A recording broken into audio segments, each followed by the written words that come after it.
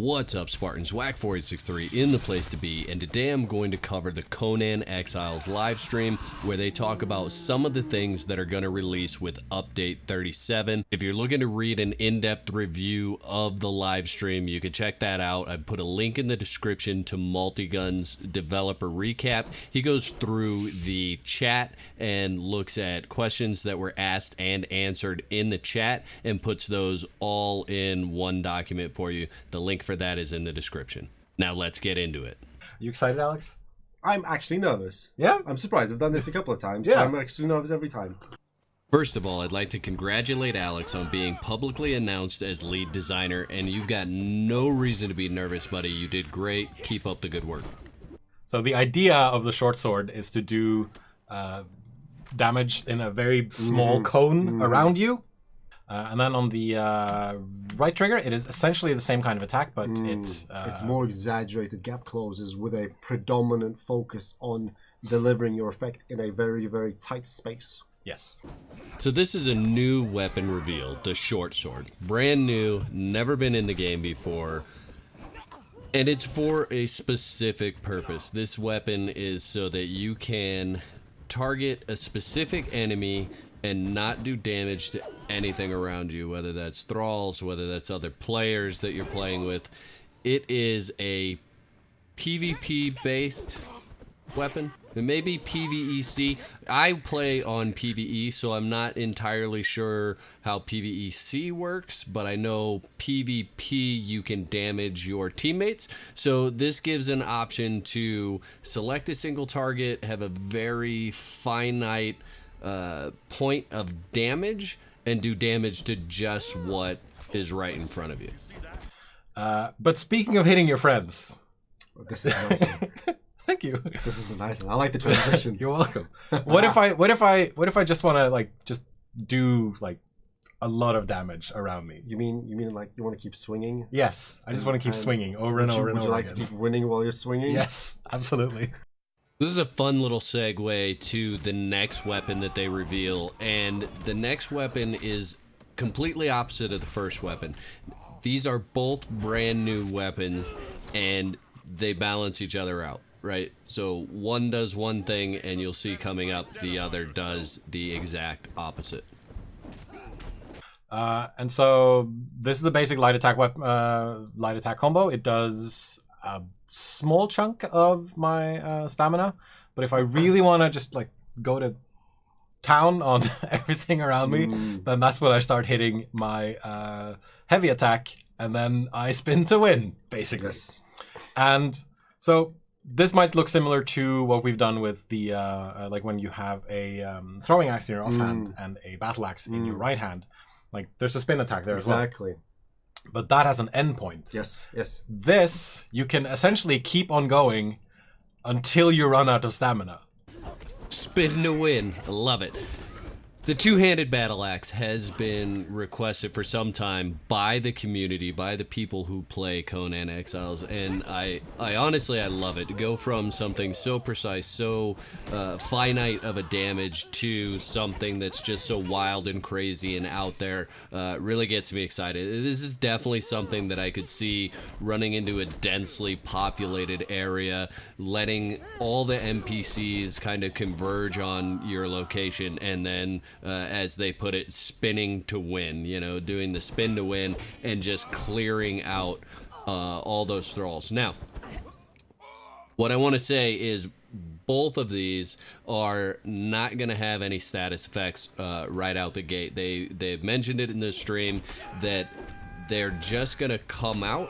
People are going to start using them. They're going to look at the feedback from the community, from you and I, and they're going to say, what makes sense to add to it? Does it make sense to add cripple? Does it make sense to add bleed or sunder or these different things, right? So they're trying to not make it way overpowerful where they have to pull the ropes way back, which I think is a smart move. They're going to bring it out. They're going to let the community test it out, see what they like, see what they don't like, and then they'll make the additions for the different effects that both of these weapons do.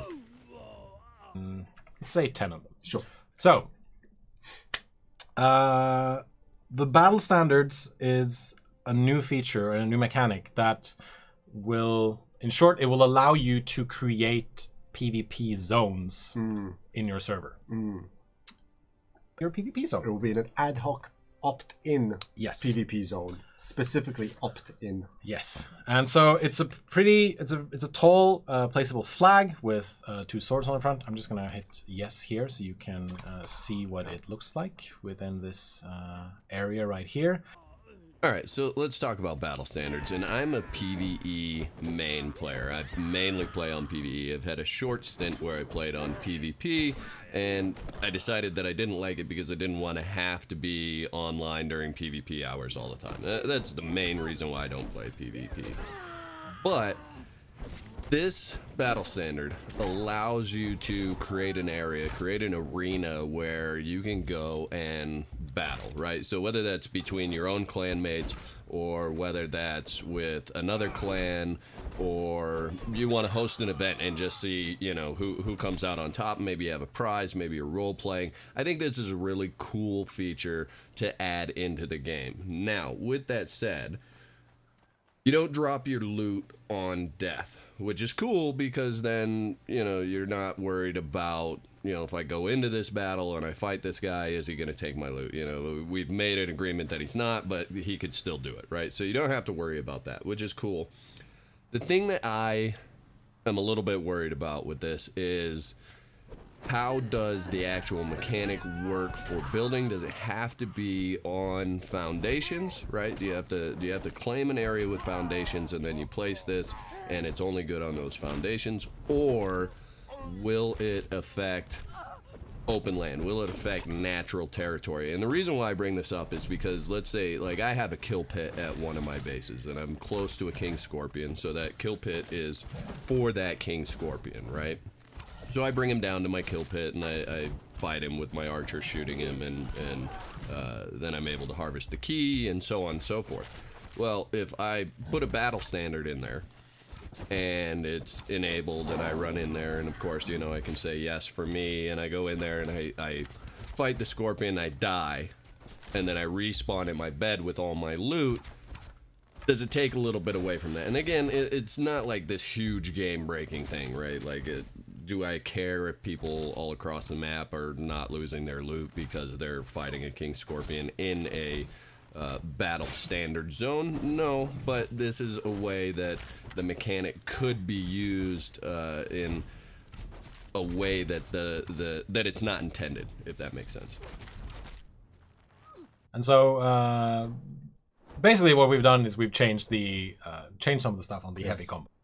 So the broadsword and the longsword heavy combo changed, and what I'm going to do is I'm going to put those side by side on the video so that you can see the current heavy combo with the longsword and the broadsword right along the heavy combo with the longsword that's coming out in the next patch. I think this is a positive change. I don't see any reason why this would be a negative change. It may look a little less fancy because there's no jump attack or anything like that, but they mentioned in the stream that a lot of times that jump attack doesn't hit, which in PvP PvE most of the time that doesn't really matter, but in a PvP setting I could totally see where somebody be out of the way and you'd be in the middle of that animation. Just doesn't work.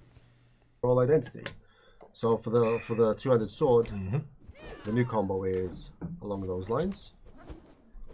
Actually, let me. 1, 2, 3. Yeah. Is this an older build than you would have liked to use? Older build. Anyway, but the intent is there. Gotten some changes as well. Let's click it before we start speaking, just to see what's happening. Click. Let's go away. Click. Click. Click. Boom. Okay. Exact. So two-handed swords changes, and if you watch my video, you know that I'm a big fan of the two-handed sword. I usually use the two-handed sword or I use a one-handed axe because those two things kind of fit my playstyle. That's the way that I like to go out. That's the way that I like to fight things in the exiled lands. So I'm okay. After looking at both of these animations, I'm totally okay with the changes. I don't have any issues with the changes. They've gotten rid of the chop down. They've gotten rid of the jump. Again, maybe not as cool of animation when you do that jump and you come down and you crush the enemy. But again, I understand why they did it. Now, he did mention that this was a little bit older build, so it may look a little bit different. But as you can see from the video playing, there's a big difference between these two because first you don't have that chop down, then you don't have that big jump. At least in the heavy attacks, there's a big difference. Now, the one thing that I really, really like is they changed the kick button. And I say kick button because I play on PS4, but the control key, the kick button, however you want to say it, they changed that to a straight down attack, a heavy attack. Now, something that cues my memory is that a big issue with the Sword of Crom right now is that if your thrall kicks, they then have to regen their stamina, right? They made that change to the Sword of Crom where while your thrall is using it, it acts like they have stamina, and when they kick, it acts like they have stamina. So they've replaced that with a heavy downswing. So that actually may make the Sword of Crom feasible and usable again. I don't know. We'll have to test that once the patch comes out, but I really like this change. Thumbs up, guys.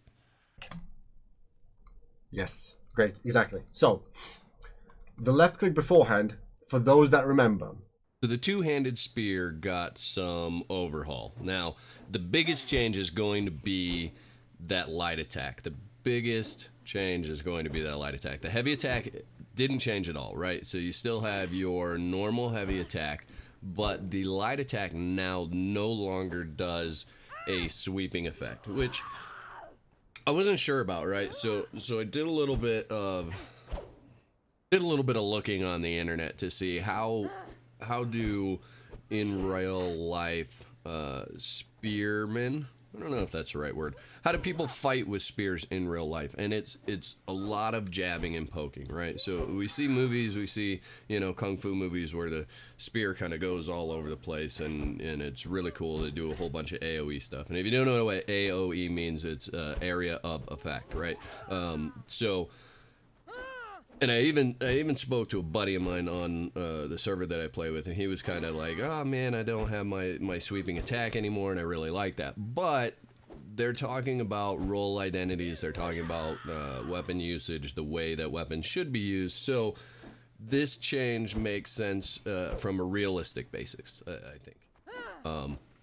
I'm not sure whether the standing still part for the light attack makes total sense, but I can see how that mechanic could be used, right? Because almost every attack you do has some sort of feet movement, some sort of environmental movement where you take steps forward, you take steps back, whatever it is. So this is totally fresh, totally new. We actually have an attack where our character doesn't move at all, which is interesting and slightly entertaining, and we'll have to see how that plays out as people start to use it and get used to it, so on and so forth. Throwable shields would have been cool, but I think it's a bit too Captain America for the Conan universe. That's what yeah. Right, exactly. Double shields? No, that's not. As far as we know, that hasn't happened in the Conan universe. Though Conan he throws things sometimes. He throws like Conan axes. is a thrower. He does sometimes. All right, sorry fellas, but I gotta mention the Unwelcome Gift. This is a throwable shield in Conan Exiles. Now, maybe you can't call it a shield because you absolutely cannot block with the Unwelcome Gift. Now, you get the Unwelcome Gift from one of the bat demon things in the caves with the children of Jill, but you can absolutely throw this shield in Conan Exiles. So much like with when you're applying any sort of modification kit to your weapon, this will also get a purple highlight, and you will see the item next to it, the one that you're giving. The effect, exactly. Yes, and so I think this was the Oil of Balance, which gives you, like, it decreases your weapon's stamina cost per attack. There's also Oil of Bounty, which increases the harvesting rate of any tool you apply it to. There's the Oil of Concussion, which increases concussion damage. Oil of Penetration, which increases armor penetration. Don't giggle. And there's the Oil of Agony, which increases weapon damage. Now, the thing is about weapon oils, is that they will slowly degrade your weapon as they are applied.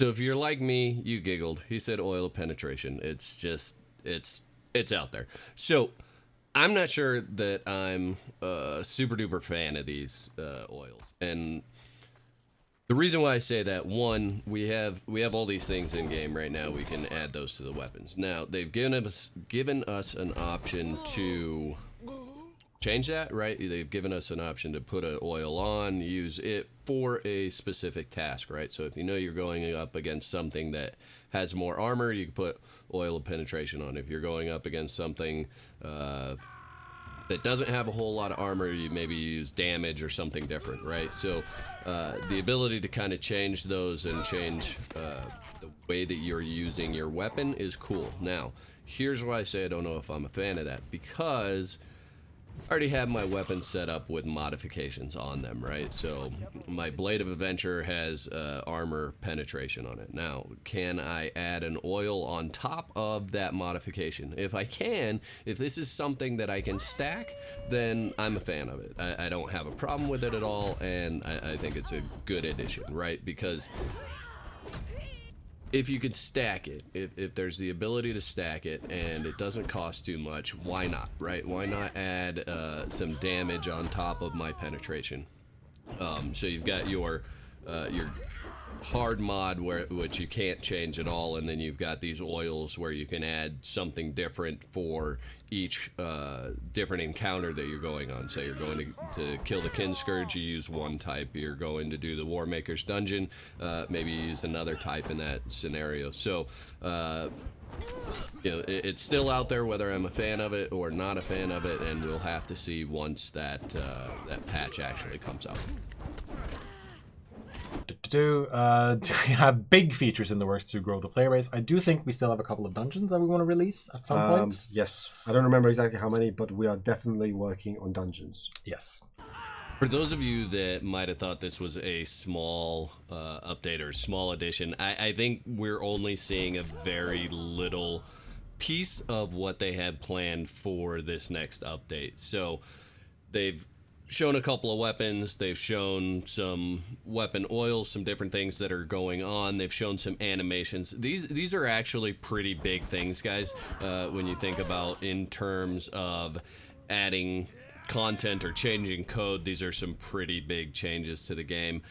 And if you've been around and kind of watch what Funcom does with most of their updates, you will notice that they don't always tell you everything that's coming out, which is part of the beauty of Conan Exiles, right? So they give you kind of some highlights, some things that it's like, hey, this is, you know, what's coming out, this is what's coming next, but once it actually comes out, you see how much more there is to it. You know, we've got the War Maker's Dungeon, but we've also got, you know, 9 or 10 other things that we've done as well. So don't count your chickens before they're hatched. I believe there's more to this. Did we talk about an all-new building piece in an earlier chat? I think maybe you'll get to see that at some other point. They don't know yet, do they? They don't know yet. They don't know yet, do they? Oh. All right.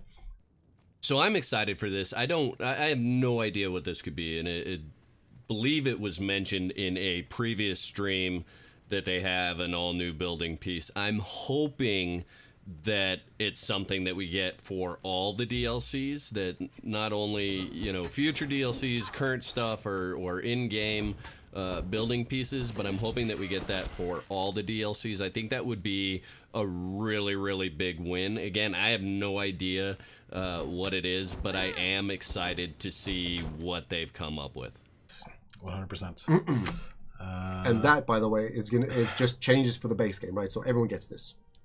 Yeah. Like, it's not. No, we're never gonna have you like buy balancing patches. No way. Like, balancing patches are always free. I should actually mention that battle standards free. Short swords and two-handed axes free. The animation changes free, obviously, because that's the thing we do. So I just wanted to include this to give Funcom a big thumbs up. If you look around the gaming industry and kind of the big, I don't want to name names or anything like that. If you look around the gaming industry, a big part of where the industry is going is microtransactions, and Funcom has taken a stance to say that we are not going to have microtransactions. The things that we're coming out and changing in the base game come out for free. The DLCs, obviously you buy, we all expect that, but the fact that they put this effort in and give us these things absolutely for free, they're balancing, they're listening to the community, they're taking feedback from the community, guys, and putting that into the game, not reaping any new revenue from that. That is huge in my book. That is supporting the community, being in the community, and I think Funcom needs a big thumbs up for that.